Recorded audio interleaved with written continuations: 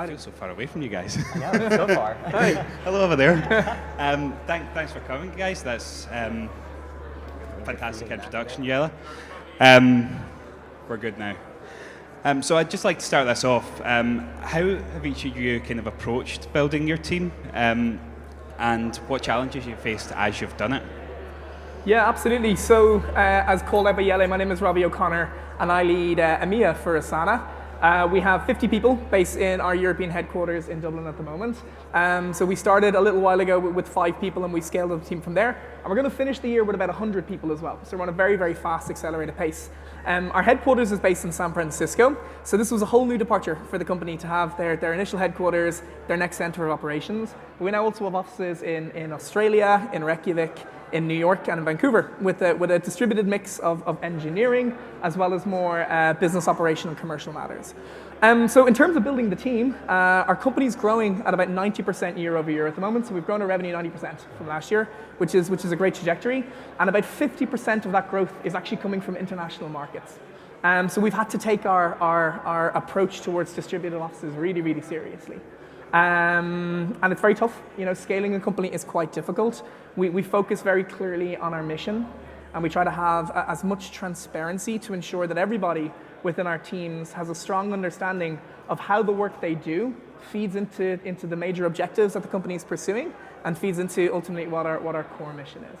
And that's kind of a lot of the focus that I have at the moment, in trying to make sure that everybody's well coordinated from a remote working standpoint. So am I right in thinking your team is kind of the landing team in Dublin? Yeah, absolutely. So with a SaaS product like Asana, we're very fortunate that our product pulls us into markets. So the company was growing quite well in San Francisco, and before you know it, you've users in Germany, in the UK, in Australia, and Japan. So our approach and decision making and how we decided to think about our global strategy is, let's go where our users are. Let's go where we can support our great user base, where we can grow. And that's kind of where we made that decision from. Fantastic. And Jeff, tell me about how you've built your team. Oh man, so I joined Intercom a long time ago. I was the 4th employee, and at the time we were 8 people, 4 founders and 4 employees. And I joined as the first support person at Intercom, and slowly built that team up to about 100 people over about 6 years. So have seen kind of everything from 2 offices with mostly product people to a very globally distributed support team that encompassed both people in offices, opening 2 brand new offices, one in Chicago and one in Sydney, and then also a handful of remote people scattered around the planet. Okay, so you've both got very kind of similar approaches across kind of different, between distributed, between on-site. So tell me a bit about how you decided on how to build your team, because I mean, this is more kind of directed towards you firstly, Robbie. So you're with the landing team in Dublin. How did you start? So I think the most important part when you're at this phase in your company's growth is just to, as I alluded to earlier on, ensure that everybody's very bought into and indoctrinated well into what the company mission is.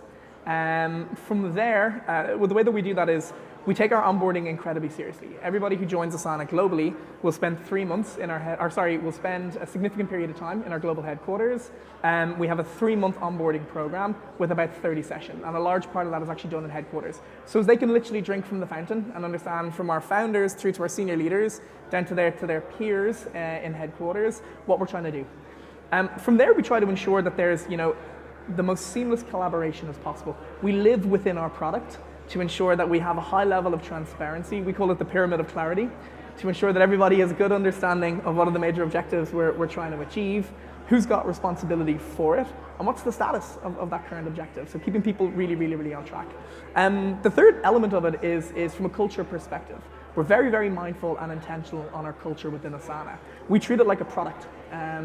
We know that it needs to be continuously monitored, it needs to be tweaked, bugs need to be fixed and eradicated, and we're never married to the culture being eternal. We know that in 6 months' time it's probably going to change ever so slightly again, and we need to adapt our culture likewise. Yeah.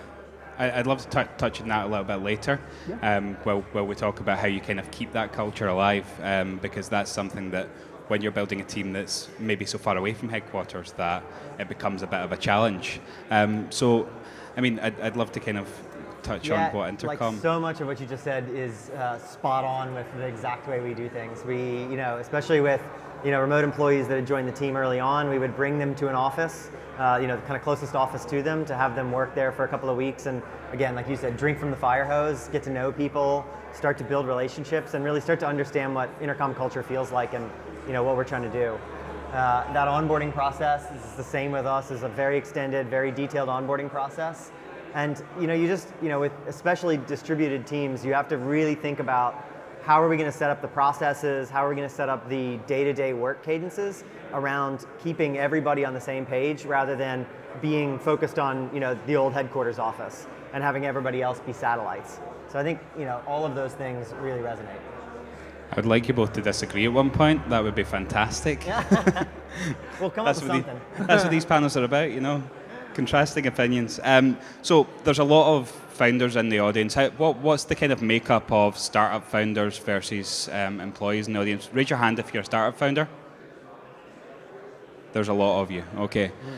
So I'd love to tap into your experience a little bit in building teams that actually grow and scale. So let's say you're a startup founder starting again and you didn't have a job at Asana and at Intercom. What would you put in place, first of all, if you were starting a startup from now? So I think the very first thing is startups really, really, really benefit from generalists and from, we were literally just talking about this before we came on the stage, but builders, people that are really good at sort of tackling 0 to 1 problems and in a variety of spaces. Can't hear? Do you guys just want to bring me a handheld? Can we? Can you hear me now? Yes? No? You need me this? Okay, cool. So I think startups really benefit from two things. One is like generalist operators, so people that can tackle a really wide range of problems. In most startups, and not all of them, sometimes you do need somebody with like super deep, machine learning knowledge or something like that. But I think most of the problems that early stage startups face are really general, like basic, people need to scramble and get an 80% solution in place before they need to do it absolutely perfectly. And so having somebody with a mentality that's around building and around problem solving in a variety of places is really, really important. So if I was starting from scratch, I'd be looking for the 4 or 5 people that I hired early on at Intercom to like come back and join me and start from there.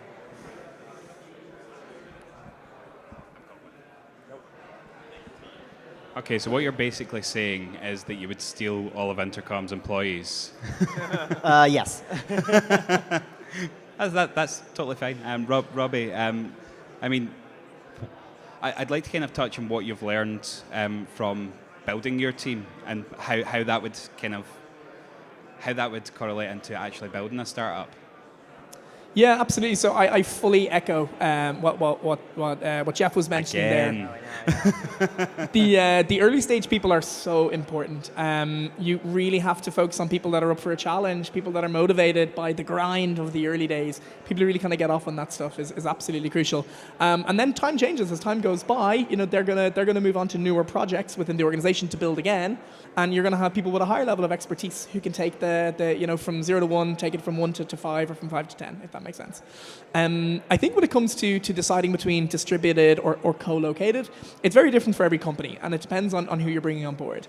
I mean, if you're thinking about hiring very senior engineers with a high degree of experience, probably going to be happy working from home, probably want that, they need their work-life balance, then you can go down that path. That being said, if you need to build like a customer success team or an early stage online sales team, you kind of want to have them co-located because they're going to learn from each other, they're going to kind of grow. So I think as long as companies are very mindful, startup companies, about who they're hiring at what time and what's needed for the business, and try to keep that balance between the heartbeat of the co-located approach versus the benefits of having great people who can work remotely as well, I think it's a decision to be made for every startup.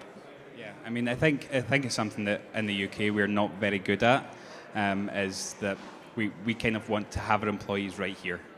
Are there any kind of startups who have remote teams or who are kind of distributed?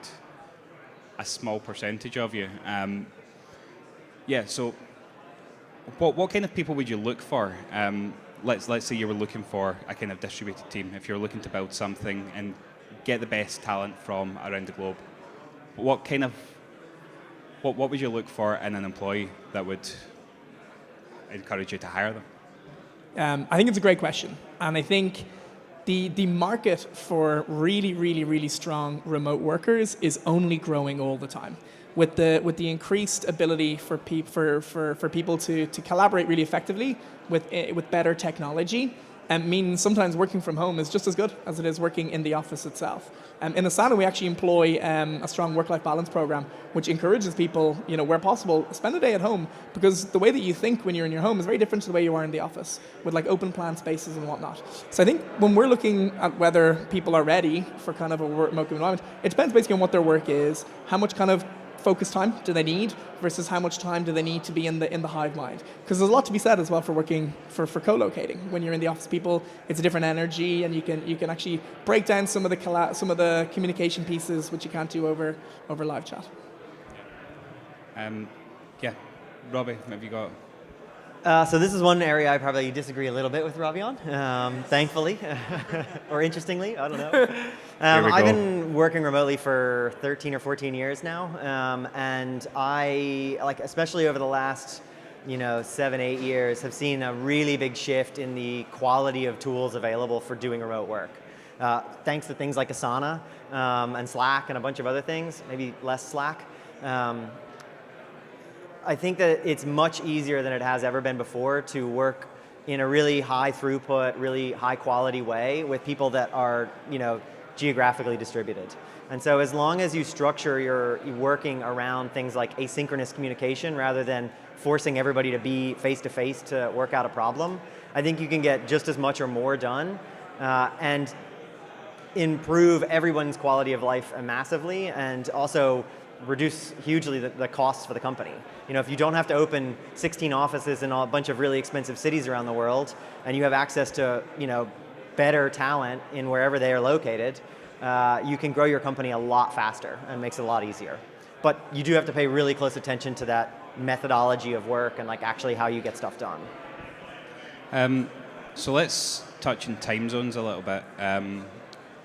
Obviously, you're based in Dublin. You've got headquarters in San Francisco, and you've got offices all over. Well, you've got distributed teams all over the world.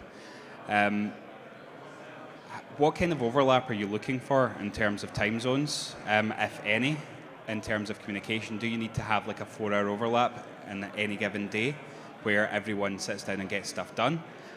Or are you kind of time zone agnostic?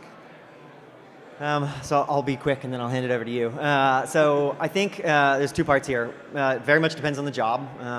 If you've got a team that has to work really closely together to build a product or to launch a campaign or something like that, having them in roughly similar time zones is absolutely helpful. If you do have a job where it's kind of more independent, or it is less time constrained, or more individual focused, like an engineering team, it's much easier to be highly distributed and slow down the pace of communication a little bit. So I think it very much depends on the job. I think as well, when you think about distributed workforces, you're sort of part and parcel with that maybe higher quality of life in certain ways is you've got to be really flexible about your hours, and it stops being the 9 to 5.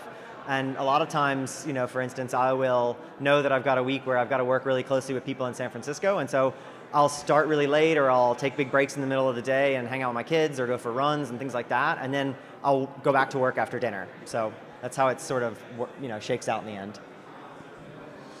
Yeah, likewise, I think there are some problems which are very local, which can be handled by the local team in local time zones with a local nuanced approach. And then there are some bigger company problems that can be worked on from a global team. We're actually seeing a massive rise in global teams within Asana and within a lot of our customers. And it's pretty amazing when you're working on a specific problem during your time of daylight, and it gets handed off to Tokyo as they come online and start taking it the next step further, and gets handed back over to San Francisco at a certain point, and by the time you wake up, wow, it's taken 10 steps, so to say. How does that handoff occur?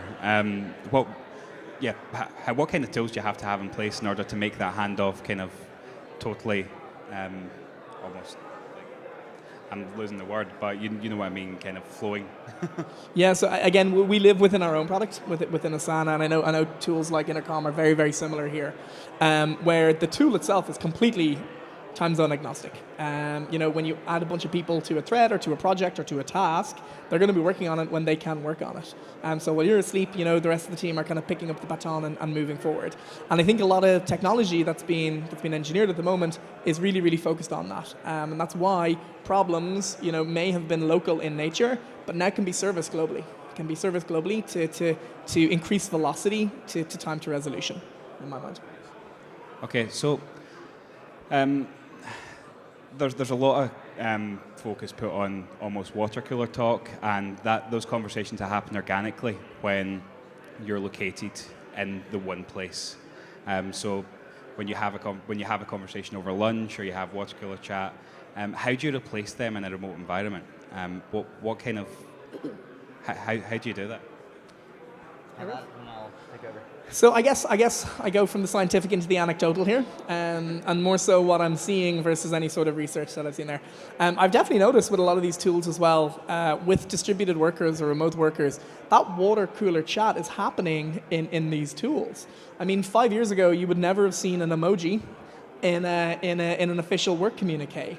Now with tools like Asana or like Slack or like Intercom, the banter that you get or the ideas that get sparked over lunch chats are happening in these live conversations. You're seeing people working on the work that they're working on, but then beside them they have a live feed of communication that's happening within different parts of the organization.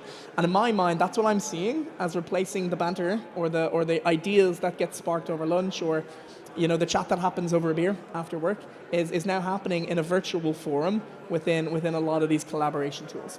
In my mind. So what you're saying is Asana's Giphy game strong? Well, just to finish the point, one thing that we notice is a lot of companies are tackling a WhatsApp problem, where there's as much communication happening within WhatsApp, which is totally out of their control, than happening within their formal communication tools, if that makes sense, which is something companies are beginning to adapt to as well. Sorry. Yeah, no, you're good. So the one other thing I would add to that is I think stuff like that is important, but I actually think the water cooler chat can sometimes people give it too much importance. It's easy to go really shallow for a very long period of time and not actually build a deep relationship with the people in your team. I'm a really big fan of offsites as teams.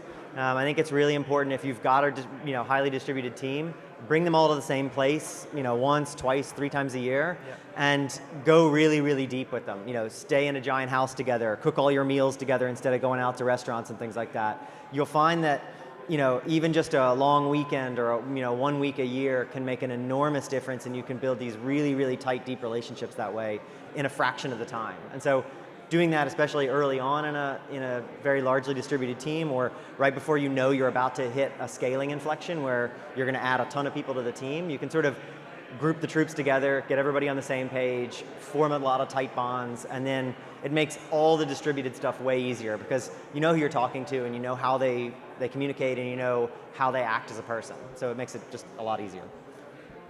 Nice. Okay. So we touched on this a little bit earlier on, Robbie, with your culture and how you kind of have that 3-month period where you kind of live and breathe the company. How do you keep your company's culture alive within a remote team? And how do you kind of keep those values? Obviously, those values might change, but how do you keep those core values, make sure that they're actually being held with every employee? Yeah. It's such a relevant question, especially I think for this group. It feels like companies are just growing so fast that your culture can change and shift without you even realizing it. And as you go from 5 people to 20 people, that's a huge shift. 20 people to 100 people is an even bigger shift. 100 people to 500, it's a completely different company. The best leaders that I've worked with, who are primarily tasked with setting the direction for the culture, I think they've taken a very proactive approach to being intentional about what is our culture, what is it today, what does it need to be in the future, what are the big problems that we're tackling and addressing, and how do we ensure that we have the right forums to discuss the culture in a very open way, and as you say, kind of change things that need to change at any given stage, ramp up things, slow down things, bring a bit more fun or balance into the environment as well. So I think the 2 words for me that resonate most strongly are intentionality and then equanimity as well, are the 2 pieces that I think are most important when you're safeguarding your culture.